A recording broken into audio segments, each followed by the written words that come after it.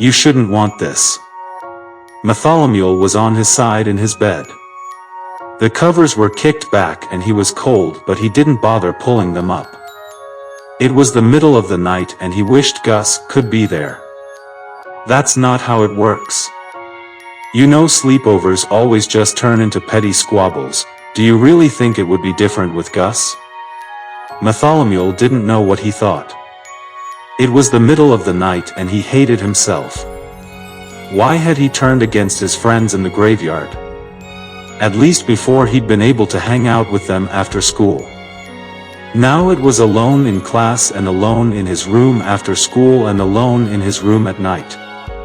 Outside he could hear footsteps of people walking by and he let himself imagine one of those sets belonged to Gus, who couldn't sleep, so he'd taken a walk and then maybe he'd see Bartholomew through the window and decide to drop in, and Gus already has his own friends. He's happy with them. You can see them all walking by in the halls laughing about the things they got up to outside of school. And then Bartholomew would invite him in and they'd sit on the edge of his bed. Then he could show him the models of human things he'd made for the Has before they kicked him out. Gus would ooh and ah over them and compliment his work. Then they'd get tired and Bartholomew would turn out the lights, and what? Is this some romance now where you fall asleep side by side? Do you want to roll over and throw an arm over him and sleep smelling him instead of the gutter outside? Are you in love with him? Is that it? Like he didn't blush at Bria and scowl at you? Bartholomew rolled onto his back.